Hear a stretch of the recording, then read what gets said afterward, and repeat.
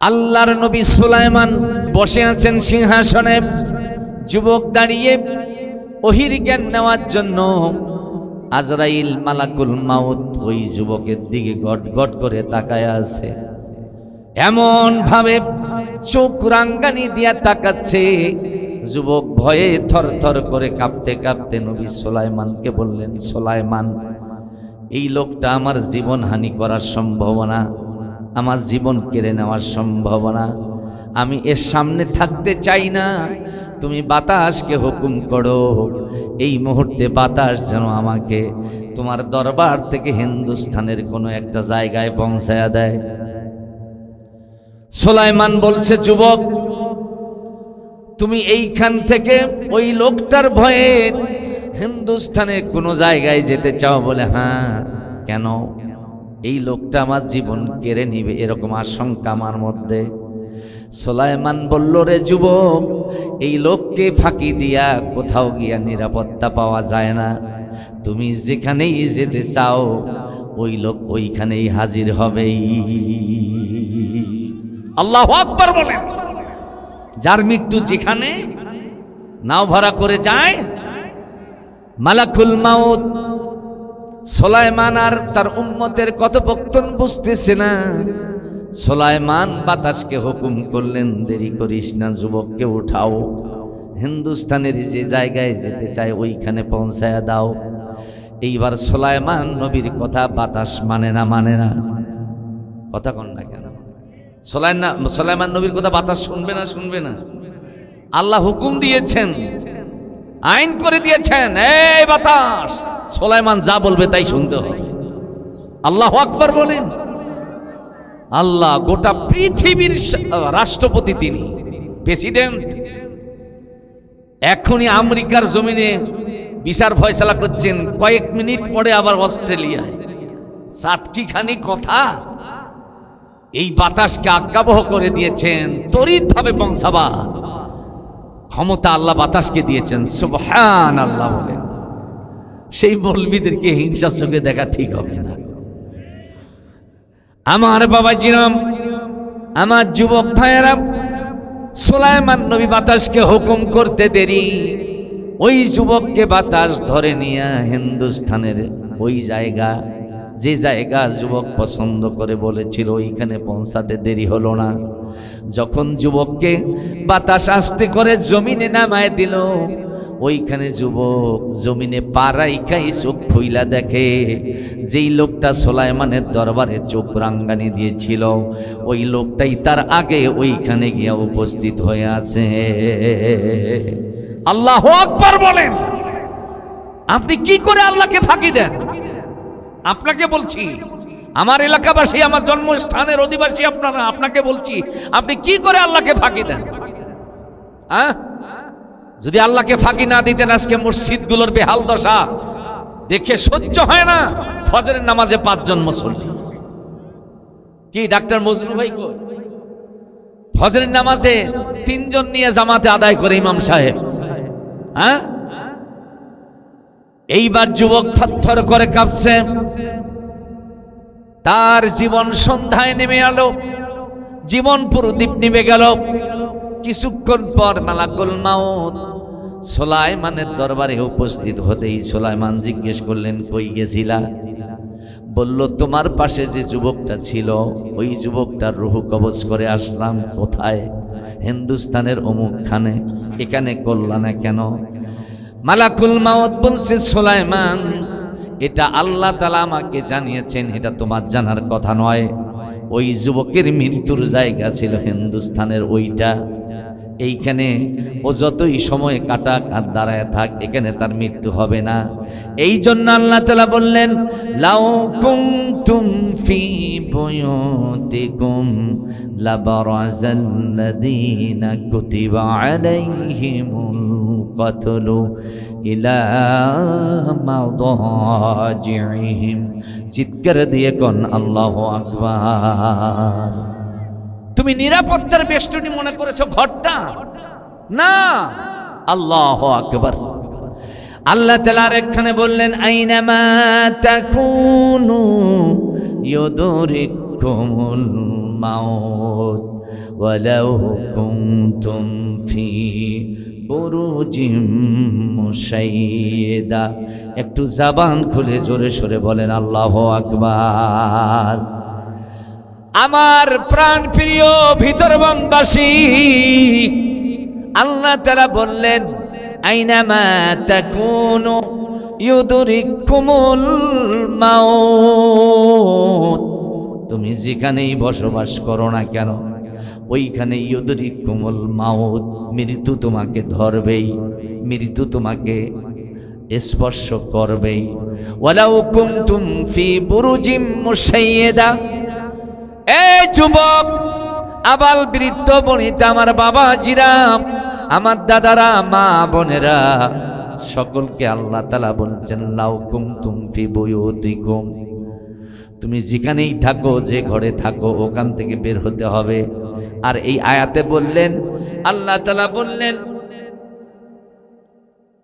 ওয়ালাউ কুনতুম ফি বুরুজিম মুশাইয়্যিদা, তুমি যদি আজরাইলের খাপ্পর থেকে বাঁচার জন্য, আজরাইলের হাত থেকে, আক্রমণ থেকে বাঁচার জন্য সীসা দ্বারা একটা প্রাচীর বানাও, যেই প্রাচীরের ভিতরে একটা কক্ষ থাকবে, সূর্যের আলো ঢুকবে না, বাতাসের বিন্দু প্রবেশ করবে না, যোগাযোগের কোনো ব্যবস্থা থাকবে না। তুমি যদি মনে করো ওই সংযোগবিহীন, ওই নীরব এবং নিরাপত্তা বেষ্টিত কক্ষের ভিতরে আমি থাকব, আল্লাহ বলছেন ইউদরিকুমুল মাউত, ওইখানেও মৃত্যু তোমাকে ধরবে।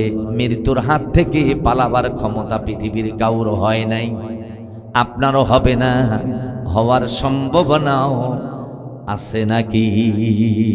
যখন আছে, মরণ যখন হবে তখন তো মরার আগেই আমাদের মরে যাওয়া দরকার আছে না নাই?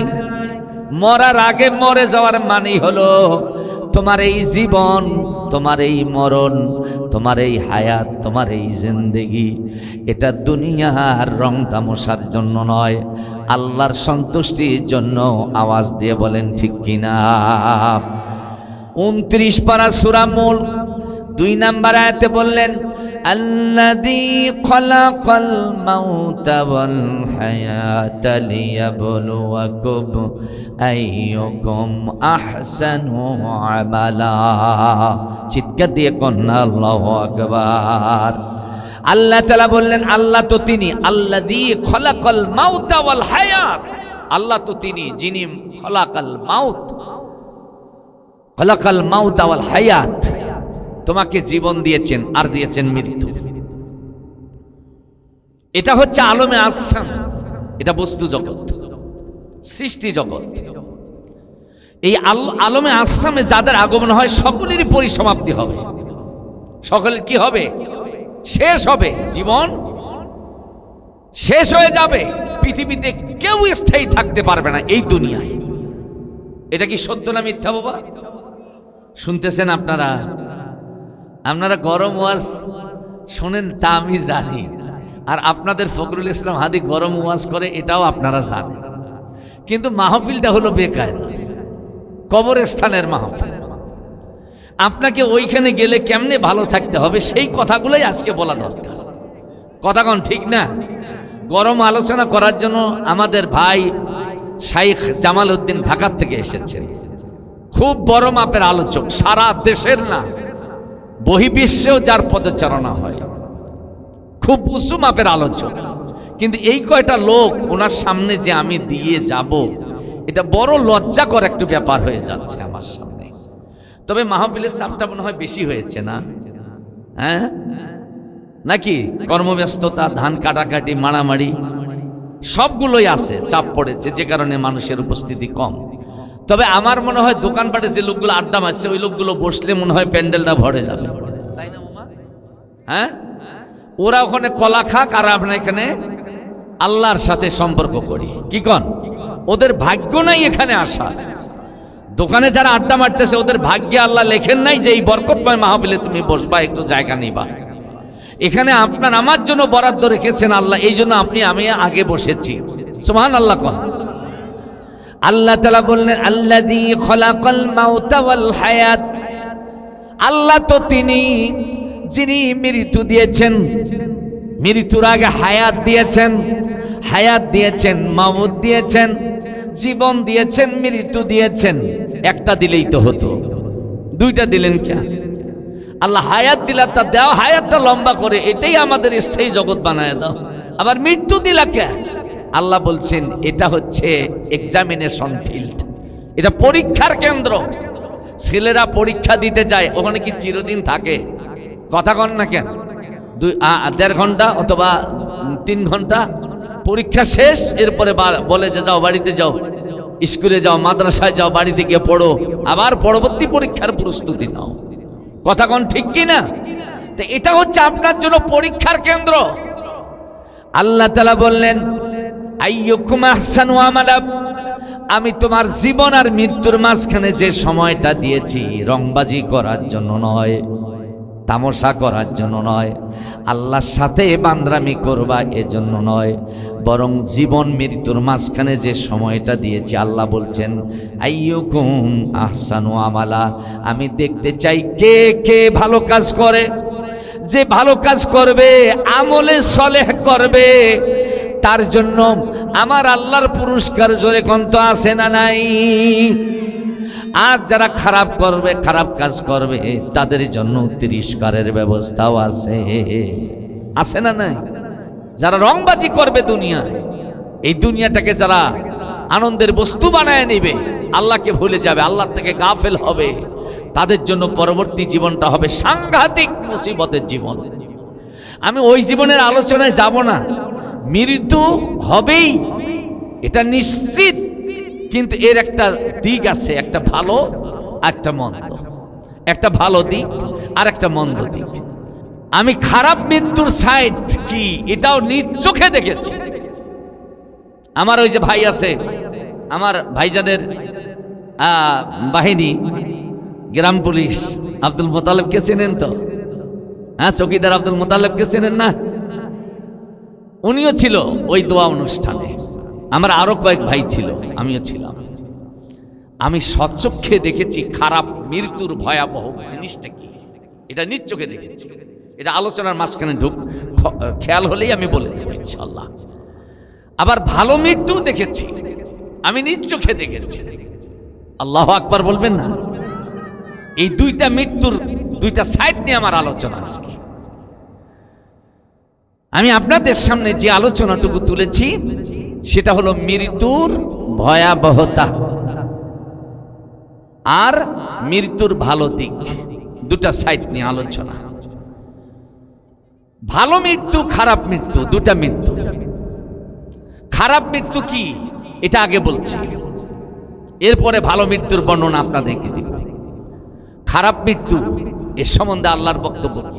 ওয়ালাউ তারা ইয ইয়াতাওয়াফাল্লাযীনা কাফারুল মালাইকাতু ইয়াদরিবুনা বুজুহাহুম ওয়া আদবারাহুম ওয়া যুকু আযাবাল হারিক।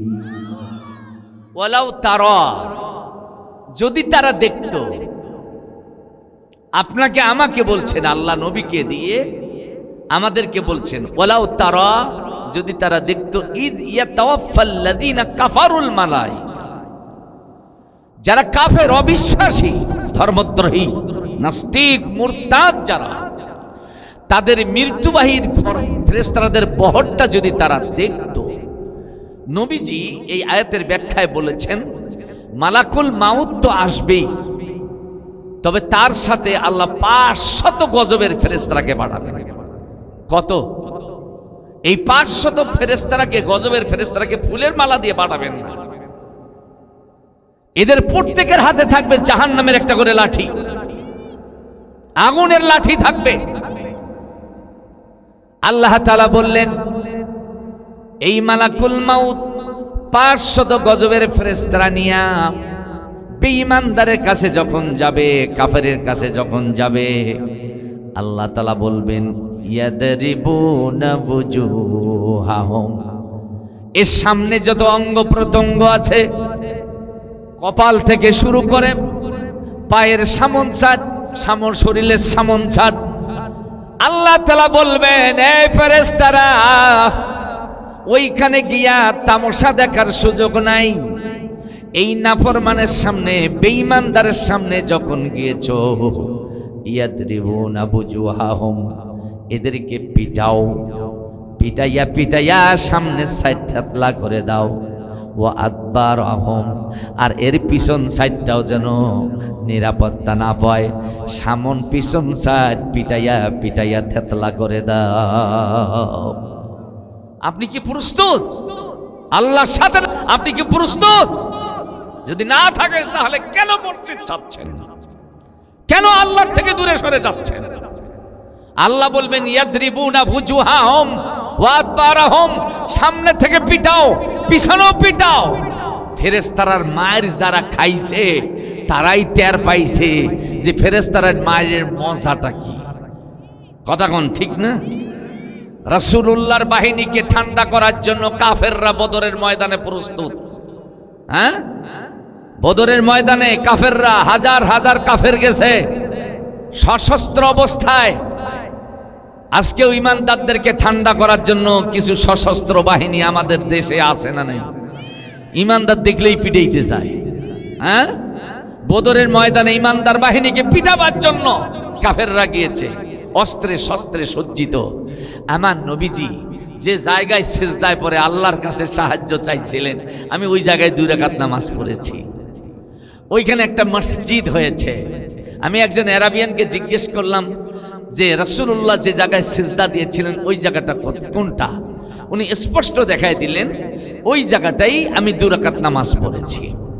আমি ওইখানে নামাজ পড়ে কেঁদেছি, আল্লাহ অন্তত পক্ষে এই বদরের ময়দানে ফেরেশতারা বাহিনী পাঠায় দিয়া মুসলমানদেরকে যেভাবে বিজয় দিয়েছিলে, ব্রাহ্মণ্যবাদী অপশক্তি ভারতের হাত থেকে বাংলাদেশটাকে তুমি ওইভাবে বিজয় দিয়ে দাও না আল্লাহ। আল্লাহর বিজয় তো এসেছে, কথা কন না কেন? এই বিজয়টা কাজে লাগান, কোরআনের সমাজ নির্মাণ করেন, আল্লাহর আইন দিয়ে ব্যক্তিত্ব চালান, পরিবার চালান, সমাজ চালান, রাষ্ট্র চালান। এই দেশটা জান্নাতের টুকরা হয়ে যাবে। কথা বলেন ঠিক কিনা? আমরা তা করব না। কেন? আমার গদির দরকার, আমি নেতা হতে চাই। আরে বাবা, এরপরে তো মরতে হবে তোমার। এই কথা বলা যাবে না, আস্তে আস্তে ইশারায়। আমার ভাই আমাকে হাসপাতালে দেখতে গেলেন, আমার খোঁজ খবর নিলেন, আমি খুশি হলাম। কিন্তু আমার কোনো কর্ম যদি ওনার কষ্টের কারণ হয়, উনি কি আমার উপর খুশি হবেন? জোরে কন। কেন? যে ফখরুল হাদিকে আমি দেখতে গেলাম, ডাক্তারের খোঁজ খবর নিলাম, এটা করলাম সেটা করলাম, আর সে আমাকে কষ্ট দিল, মনটা খারাপ করাটাই এটা হচ্ছে বান্দার গুণ। জোরে কোন, এটা কার গুণ? কিন্তু আল্লাহর গুণ এটা নয়। আল্লাহু আকবার বলবেন না? আপনি জন্ম মায়ের পেটে যখন স্থিতি হয়েছে, আপনার মায়ের পেটে যখন আপনার বাবার শুক্রবিন্দু প্রবেশ করে আপনার অস্তিত্বের রূপ ধারণ করছে, মাংসপিণ্ড হলো, রক্তপিণ্ড হলো, আল্লাহ তাআলা প্রসেস করে মাংসপিণ্ড রূপ দিলেন, মাংসপিণ্ডের মধ্যে হাড় সৃষ্টি করলেন। এবার নাইবুদ্দিন হবে, অথবা বুদ্ধিওয়ালা হবে, অথবা আব্দুর রহমান হবে, অথবা আব্দুল করিম হবে। এইভাবে আল্লাহ তাআলা একটা মানব স্ট্রাকচার বানায় দিলেন। আপনি বলেন, যখন থেকে আপনার মায়ের পেটে কোনো কিছু খাবার প্রয়োজন হলো, আপনার বাবা, আপনার মা, আপনার দেশের নেতা নেত্রী কোনোদিন কি মায়ের পেটে খাবার সরবরাহ করেছে? জোরে কোন করেছে? এ চিন্তা কার মাথায় ছিল? আরো জোরে কোন, কার মাথায়?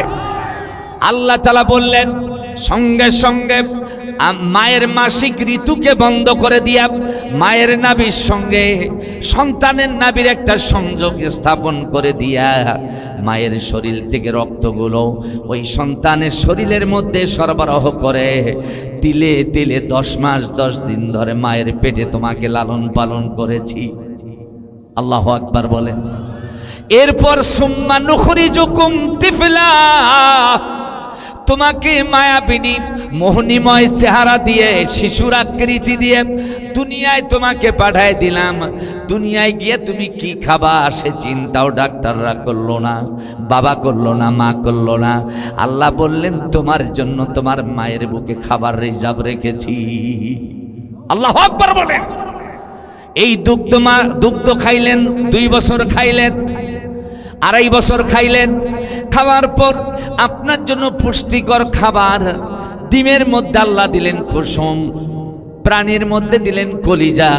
বাবা মায়ের মাথায় বুদ্ধি দিলেন একটু কলিজা নাও, একটা ডিমের কুসুম বের করো, একটু মাছের অংশ নাও, সবগুলো খাবার একখানে করে একটু খিচুড়ির রূপ দাও, নরম হালকা খিচুড়ি বানায়া তোমার দুগ্ধবুষ্য সন্তানটাকে একটু করে খাওয়ায়া দাও। মনে রাখতে হবে এই ডিমের কুসুম আপনি বানান নাই, মাছের মাছ আপনি তৈরি করেন নাই, প্রাণীর বুকে কলিজা আপনি তৈরি করেন নাই। আপনার খাবার জন্য যা দরকার কে দিয়েছেন? আল্লাহ তাআলা বললেন হাল আতাব আলাল ইনসানি হিনুম মিনাদ দাহরি লাম ইয়াকুন শাইআম মাযকুরা। এই মানুষ, অস্তিত্বহীন অবস্থার থেকে তোমাকে অস্তিত্ব দিলাম, এমন সময়ে তুমি পার করে এসেছিলে যেই সময় নিজকে তুমি উল্লেখ করার মতো কিছুই ছিলে না। এরপর আল্লাহ তাআলা বললেন পৃথিবীর মধ্যে এমন কোনো বিচরণশীল প্রাণী নাই যার মুখের খাবারের ব্যবস্থা আমি আল্লাহ করি নাই। জোরে কোন সুবহানাল্লাহ। সুস্থ মানুষের জন্য যে খাবার, এটা অসুস্থ মানুষের জন্য খাওয়া ঠিক নয়। তাদের জন্য আলাদা সেব্য খাবার আমার আল্লাহ ব্যবস্থা করে রেখেছেন। সুবহানাল্লাহ বলে। আমার ভাইয়ের মনে একটু কষ্ট দিলে উনি যদি মন খারাপ করেন, আল্লাহ তাআলা বললেন জন্মলগ্ন থেকে মৃত্যু অবধি পর্যন্ত তোমার যত রকমের খাবার দরকার ছিল, বেঁচে থাকার জন্য যত সুযোগ সুবিধা সব আমি আল্লাহ দিলাম। অথচ আমি আল্লাহর সাথে নাফরমানি করলা, আমি আল্লাহর সাথে তুমি গাদ্দারি করলা, আমি আল্লাহর আইন না মেনে দুনিয়ার সল্টু বল্টুর আইন মানলা, ওই আইন প্রতিষ্ঠার জন্য আমি আল্লাহর সাথে বিদ্রোহ করলা। ঠিক না বেঠিক বলেন? আল্লাহ তাআলা রাগ করে ডাক দিয়া বলছেন, আল্লাহ তাআলা বললেন আলকিয়া ফি জাহান্নামা কুল্লা কাফফারিন আনিদ। আরো জোরে কোন আল্লাহু আকবার। আল্লাহ ফেরেশতাদেরকে বলবেন ধর, নাফরমানকে ধর, বেঈমানকে ধর, আসার মাইরা মাইরা জাহান্নামে ফেলায় দে। কি মনে করেছেন আপনি? আল্লাহর সাথে গাদ্দারি, আল্লাহর সাথে নাফরমানি।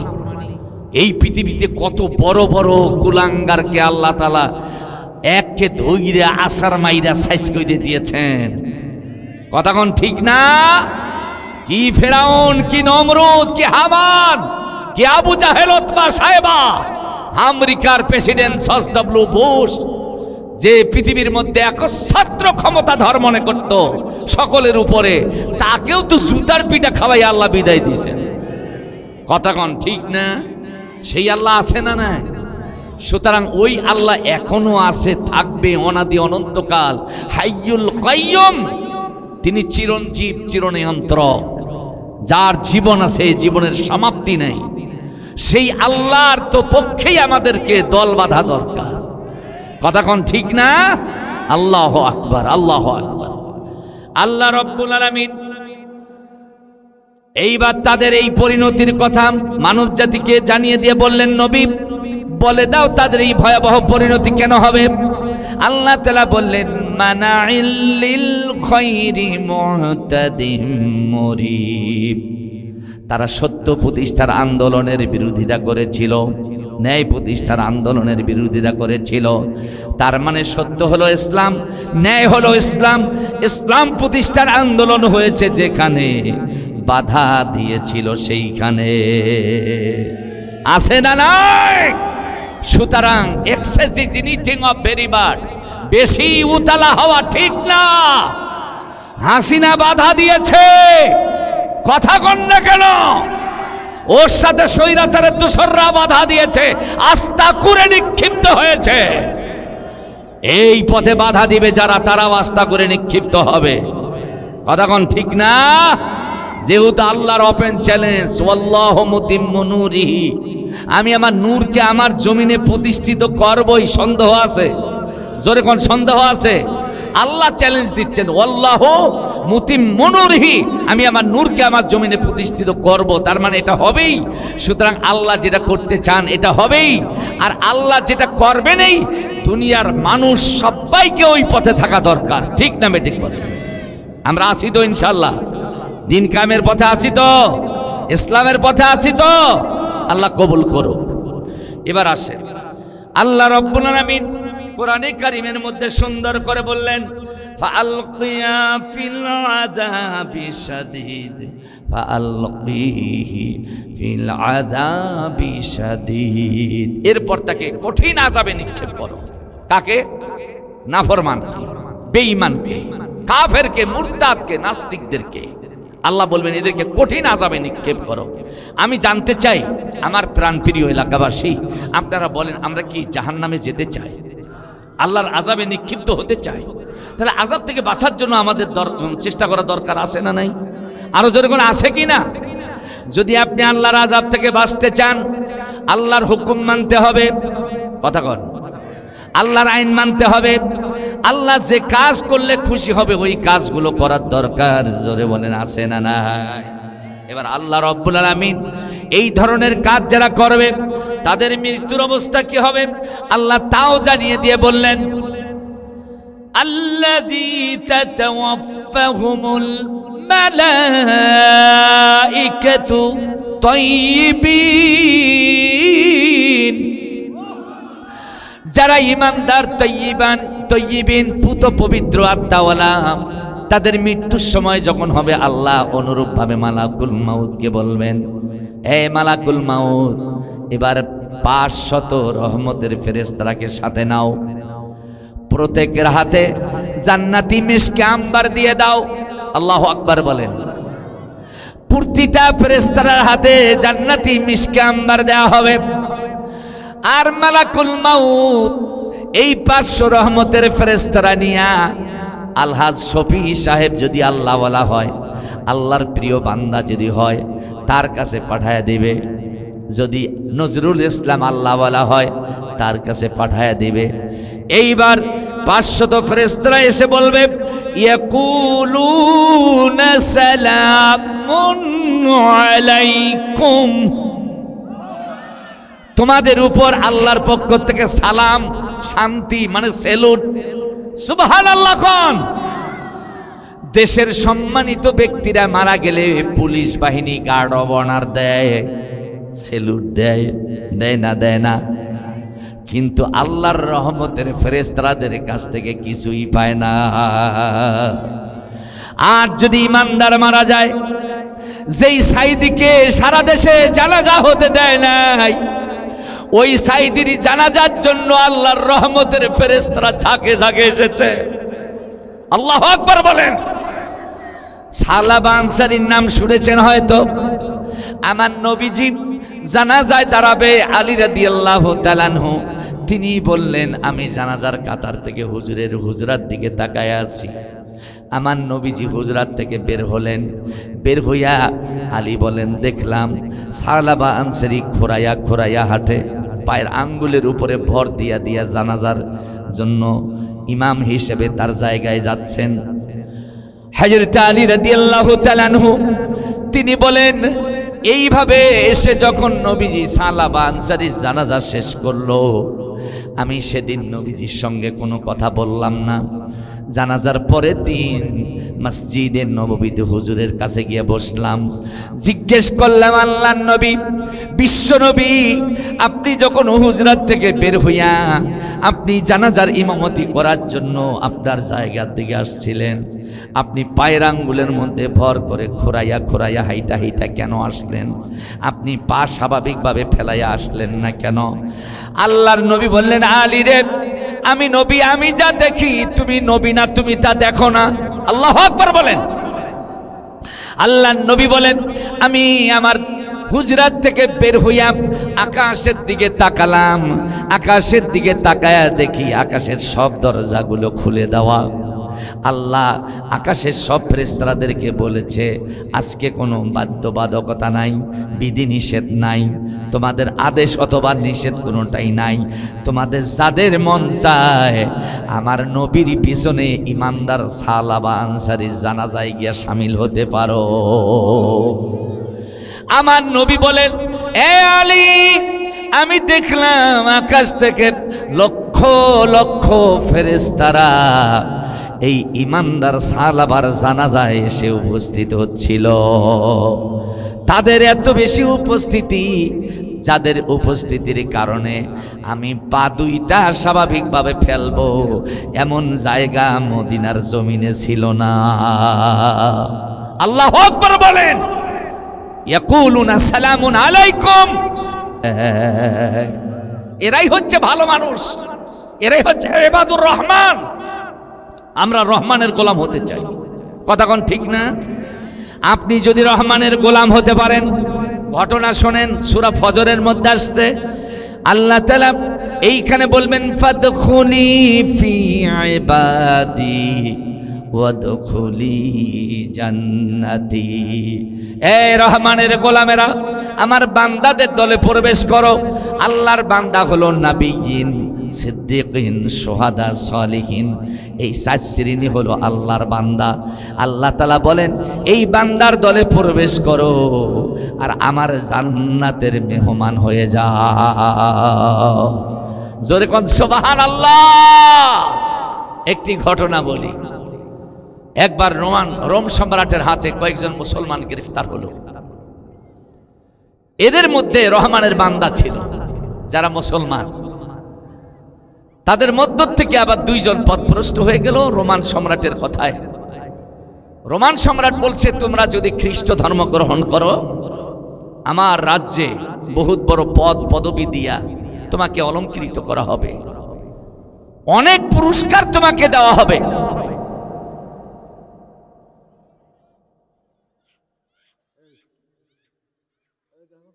এটা একটা মাহফিলের পরিবেশ। হ্যাঁ,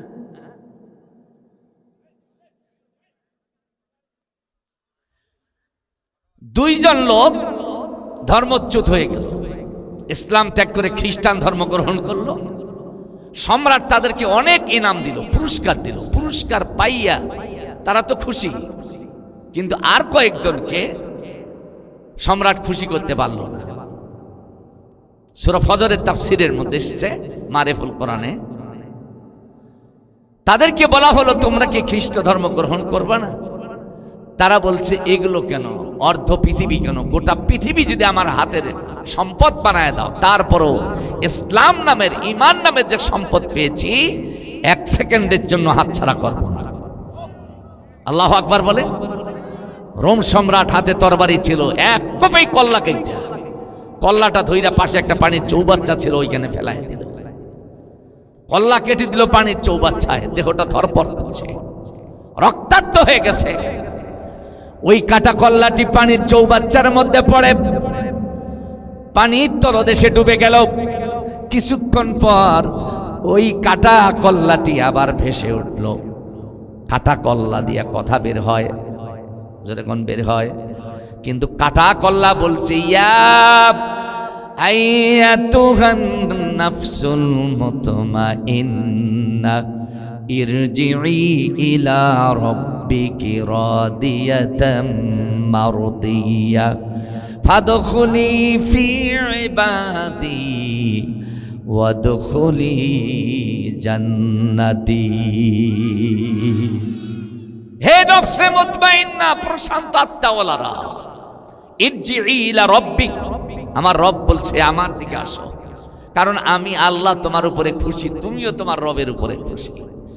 আমরা আল্লাহর দেওয়া নেয়ামত, আল্লাহর দেওয়া করুণা পেয়ে খুশি না বেজার? আরো জোরে বলেন। আপনি যদি আল্লাহর এই দেহ, সুন্দর দেহ নামের নেয়ামত, আল্লাহু আকবার, পারবেন? আমার ভাই অ্যাক্সিডেন্ট করছিল না কিছুদিন আগে, কিছু হাত পা কিছু ভেঙেছিল, বুকে আঘাত পেয়েছিল। আল্লাহ যদি চাইতেন বুকটা অচল করে দিতে, দুনিয়ার কোন ডাক্তারের বাবার ক্ষমতা ছিল কি নাকি সুস্থ করা? আহা, এই যে হার্ট, ওনার ভিতরে যে হার্টটা আছে, হার্ট, এটাকে বলা হয় আরবিতে কলব। যেরকম কি বলা হয়? আল্লাহু আকবার। আমার নবীজি বলেছেন, আলা ইন্না ফিল জাসাদি মুদগাতান ইজা সালুহাত সালুহাল জাসাদু ওয়া ইজা ফাসাদাত ফাসাদাল জাসাদু কুল্লুহু আলা ওয়াহিয়াল কলব। আল্লাহ নিজ হাতেই মানুষের দেহের মধ্যে এক টুকরা মাংস বসায় দিয়েছে। এই মাংসের টুকরাটা যখন মানুষের ভালো থাকে, গোটা মানুষটা ভালো হয়, তারা সুনাম সুখ্যাতি চতুর্দিকে ছড়িয়ে পড়ে। আর ওই মাংসের টুকরাটা যখন অপবিত্র হয়ে যায়, গোটা মানুষটা নাপাক হয়ে যায়, এই মানুষটার ইজ্জত কমে যায়, সম্মান কমে যায়। নবীজি বললেন, আমি কি বলবো সেটা কি? সাহাবীরা হ্যাঁ জবাব দিল। আমার নবীজি বলছেন, আলা ওয়াহিয়াল কলব, মনে রাখবার সেটাই হচ্ছে হাত, সেটাই হচ্ছে হৃৎপিণ্ড, সেটাই হচ্ছে কলব। চিৎকার দেখুন আল্লাহু আকবার। রানী এলিজাবেথ হাসপাতাল, সিঙ্গাপুর, এশিয়া মহাদেশের সব থেকে বড় হাসপাতাল। এই কলব হার্ট নিয়ে এক ডাক্তার গবেষণা করছে। গবেষণা করতে গিয়ে উনি শুধু এটাই চিন্তা করে, পৃথিবীতে যত নবযান আছে, যত নৌযান আছে, যত ইঞ্জিন চালিত বাহন আছে, সবগুলো চালাইতে গেলে তেল লাগে, পেট্রোল লাগে, ডিজেল লাগে, মোবিল অকটেন লাগে, লাগে না? লাগে না? কিন্তু মানুষের দেহের ভিতরে আল্লাহ একটা মেশিন বসায় দিলেন, তেলও লাগে না, পেট্রোলও লাগে না। এটা আসলে কি দিয়ে চলে? আমি ডাক্তারের নামটা ভুলে গেলাম, সেদিনকেও এক ওয়াজে এই নাম বলছিলাম ডাক্তারের। উনি বলছেন, একটা জীবিত মানুষের হার্ট আমি বের করেছি, এটা নিয়ে গবেষণা করেছি। এই গবেষণা করতে গিয়ে দেখেছি ওখানে তেল নাই, পেট্রোল নাই, শুধু ওখানে একটা জিনিসই কাজ করছে, সেটা হচ্ছে আল্লাহ নামের একটা আওয়াজ। আল্লাহু আকবার বলেন। আপনার হার্ট উচ্চারণ করে আল্লাহ, আর আপনার দেহকে আপনি শয়তানি বদমাশি কাজের দিকে ধাবিত কইরা আল্লাহর সাথে দেন পাল্লা। হ্যাঁ, মনে রাখবেন, আল্লাহর সাথে যে দেয় পাল্লা, আল্লাহ রাখে না তার কল্লা। ये बात ठीक है? আমার কথাটা কি বুঝলেন? এটা ঠিক। আল্লাহর সাথে পাল্লা দিতে চাই, সময় থাকতেই আল্লাহর জন্য তৈরি হওয়া দরকার। রাজি আমরা? যখন রাজি, তাহলে আমরা রহমানের গোলাম হব। ভালো কাজ ছাড়া খারাপ কাজ করব না। ভালো কাজ নিজে করতে না পারলে অন্তত পক্ষে অন্যকে আদেশ করো, ভাই খবরদার খারাপ কাজ করিস না। আমার ভাই তো এক সময় ভিতর মধ্যে সিংহ ছিল, মদ মাদকতার বিরুদ্ধে, জুয়া চেনা বেবিচারের বিরুদ্ধে, তারপরে সার্কাস, এই যে কি যেন ওগুলো আসে, হ্যাঁ আমি কইতেই পারি না, জীবনে যাইও নেই, ওগুলো জানিও না, এগুলোর বিরুদ্ধে এক সময় সিংহ ছিল। এখন আমার ভাই সিংহ না, এখন বিড়াল, আল্লাহ ভালো জানে। তবে দোয়া করি সফি সফি হিসেবেই থাক। কি কন? আমরা সফিকে সফি হিসেবে দেখতে চাই, কারণ তার বয়স হয়ে গেছে। আমরা তার জীবন দ্বারা কোনো ক্ষতিকারক কাজ হোক, এটা আমরা দেখতে চাই না। আমরা বীর সিংহের মতো, উমরের উত্তরসূরির মতো তাকে অন্যায়ের বিরুদ্ধে গর্জন করা, এই দৃশ্য আমরা দেখতে চাই। ঠিক কিনা বলেন? উনি চেয়ারম্যান, আগামীতে এই রসুলপুর কেন্দ্রীয় কবরস্থান এর উন্নয়নের জন্য যুগপৎ একটা আন্দোলন ঘোষণা করবেন এলাকার মানুষদেরকে নিয়ে। কথা কন ঠিক কিনা? এবং রাষ্ট্রীয় বরাদ্দ যা আসে গোটা ইউনিয়নের দিতে হয়, ঠিক আছে, কিন্তু এখানকার জন্য কবরস্থানের জন্য একটা স্পেশাল বরাদ্দ প্রতি বছরই যেন রাখা হয়। কথা কন ঠিক না? কেন রাখবো না? কেন রাখবো না? এটাই তো আপনার ঠিকানা হতে পারে। হ্যাঁ, কথা কন ঠিক না? এর জন্য অনুরোধ থাকবে সকলের প্রতি। আমি অনুরোধ করব এজন্য যে আপনি ন্যায়ের পথের প্রতীক হবেন, প্রশান্ত আত্মাওয়ালা হবেন, রহমানের বান্দা হবেন। আপনার জন্য শেষ বেলায় যে অভ্যর্থনা, আল্লাহু আকবার। আল্লাহ রাব্বুল আলামিন বললেন, ইন্নাল্লাযীনা ক্বালু রাব্বুনাল্লাহু সুম্মা ইসতাকামু তাতানাজ্জালু আলাইহিমুল মালায়েকা আল্লা তাখাফু ওয়া লা তাহজানু ওয়া আবশিরু বিল জান্নাতিল্লাতী কুনতুম তুআদুন। ইন্নাল্লাযীনা ক্বালু রাব্বুনাল্লাহ, যে বা যারা বলবে আমাদের রব আল্লাহ, সবাই বলেন আমাদের রব কে? আরো জোরে কোন আমাদের রবকে। কোনো টাকার কাছে রবের দাবি বিক্রি হবে না, কোনো ক্ষমতার কাছে রবের দাবি বিক্রি হবে না। জীবনের রক্ত প্রবাহ দিয়া রক্তাক্ত মাঠ ময়দান হবে, কিন্তু রবের উপর অবিচল আসি থাকবো, রবের দাবির থেকে পিছপা হব না, ঠিক কিনা? যদি আপনি রবের দাবির উপরে ঠিক থাকেন, ইন্নাল্লাযীনা ক্বালু রাব্বুনাল্লাহ সুম্মা ইসতাকামু, এটার উপরে যদি ইস্তেকামাত থাকতে পারেন, তাতানাজ্জালু আলাইহিমুল মালাইকা, আল্লাহ তাআলার কাছ থেকে আপনার জন্য ফেরেশতারা প্রেরণ করবেন। এই ফেরেশতারা আপনার ডাইনে থাকবে, বামে থাকবে, আপনার সামনে থাকবে, আপনার পিছনে থাকবে। এই ফেরেশতারাগণ আপনার সামনে, পিছনে, ডানে বামে এসে বসবে আর বলবে, আল্লাহ তাখাফু, এই ঈমানদার ভয় পাইও না, ওয়ালা তাহজানু, আর চিন্তা করিস না। হে ঈমানদার ভয় পাবি না, চিন্তা করবি না। আল্লাহ তাখাফু ওয়ালা তাহজানু, ভয় নাই, চিন্তা নাই। ও আবশিরু বিল জান্নাহ, তোমার জন্য একটা জান্নাতের সুসংবাদ নিয়েছি, এসেছি, গ্রহণ করো। ও আবশিরু বিল জান্নাতিল্লাতী কুনতুম তুআদুন, যেই জান্নাতের ওয়াদা আল্লাহ রাব্বুল আলামিন আপনাকে করেছেন, এবার বলেন তো ওই জান্নাত আমাদের দরকার আছে না নাই? আল্লাহর নবী সাথীদেরকে সামনে বসায়া ডাক দিয়ে বললেন, আমার উম্মতেরা, ঈমানদারেরা, আমি তোমাদের কাছে এমন একটা সম্পদ বিক্রি করতে চাই, এমন একটা জিনিস বিক্রি করতে চাই, যেই জিনিসটা হলো জান্নাত। তবে এই জান্নাতটা কেনার জন্য তোমাদেরকে দুইটা মূল্য দিতে হবে। জোরে কোন, কয়টা বলল? সূরা তাওবা আয়াত নাম্বার 111, ইন্নাল্লাহা আশতারা মিনাল মুমিনিনা আনফুসাহুম ওয়া আমওয়ালাহুম বিআন্না লাহুমুল জান্নাহ। চিৎকার দিয়ে কন্যা মারহাবা। ও ভিতরবানবাসী, ভোগডাঙ্গাবাসী, আমার প্রাণ প্রিয় এলাকাবাসী, আল্লাহ তাআলা বললেন, আমি তোমাদেরকে জান্নাত দিতে চাই। জান্নাতটা নিজ চোখেই নবীজি দেখে এসেছেন, ঠিক না বেঠিক বলেন?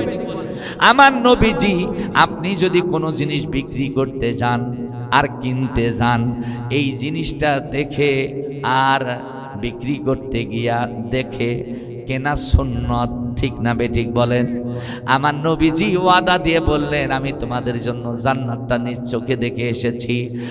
সুতরাং আল্লাহ ওই জান্নাতটা তোমাদের কাছে বিক্রি করতে চায়। তোমরা নিতে চাও কারা কারা? যদি জান্নাত নিতে চাও, তাহলে আল্লাহ তাআলা বললেন, ইন্নাল্লাহা আশতারা মিনাল মুমিনিনা আনফুসাহুম, মুমিন তোমার জীবনটা আল্লাহকে দিতে হবে। ও আমওয়ালাহুম, আর তোমার জীবনের মালগুলো আল্লাহকে দিতে হবে। আল্লাহর নবী বললেন, যেই জান্নাতটা আল্লাহ আমাকে দেখাইয়া তোমাদের কাছে বিক্রির প্রস্তাব করলেন, ওই জান্নাতটা আমি নিজ চোখেই দেখে এসেছি। সুখ স্বাচ্ছন্দ্যময়, দুনিয়ার থেকে শত শত দুনিয়ার চাইতে উত্তম সম্পদে ভরা জান্নাত। ওই জান্নাত, নারায়ে তাকবীর, লিল্লাহে তাকবীর। প্রধান মুফাসসিরের আগমন, আল মাহফিলের পক্ষ থেকে, কুড়িগ্রামবাসীর পক্ষ থেকে নারায়ে তাকবীর। শায়েখ জামাল উদ্দিন ভাইয়ের আগমন, আলহামদুলিল্লাহ। মেহমান, হ্যাঁ, ও মতিন হুজুর আসছে। ও আল্লাহু আকবার, আমাদের সম্মানিত প্রধান মেহমান এসছেন। প্রধান মেহমান, একটু আমার ভুল হয়ে গেছে। প্রধান মুফাসসির যখন আসবেন তখন তার নামেই স্লোগান হবে ইনশাআল্লাহ, ঠিক কিনা বলেন? জি, দাঁড়ানো ভাইরা বসেন। তাহলে আমি জানতে চাই, আপনারা কি আল্লাহর ওই জান্নাতটা কিনতে রাজি আছেন? আর একবার বলছি, আল্লাহর জান্নাত কেনার জন্য রাজি কারা কারা? দুহাত দেখতে চাই। আল্লাহু আকবার, আল্লাহু আকবার, হাত নামান। এখন জান্নাত কিনতে হলে মূল্য তো দিতে হবে, কি কন যুবক ভাইরা? জোরে বলো, মূল্য দিতে হবে না? সেই মূল্যটা কি? আল্লাহ বলছেন, আনফুসাহুম ওয়া আমওয়ালাহুম, তাদের জান আর তাদের মাল।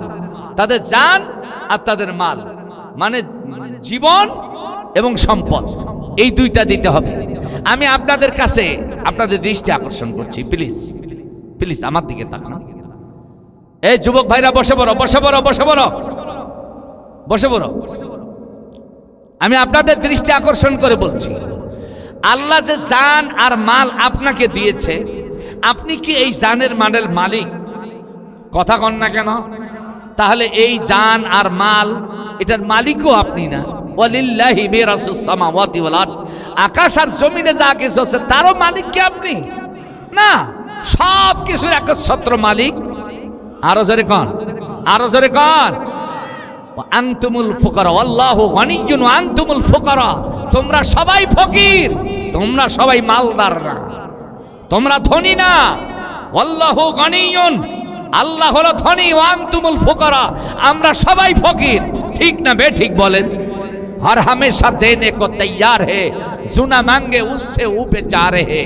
আমরা যে যত বেশি আল্লাহর কাছে চাইবো, আল্লাহ তাকে তত বেশি দিবেন। সুবহানাল্লাহ বলেন।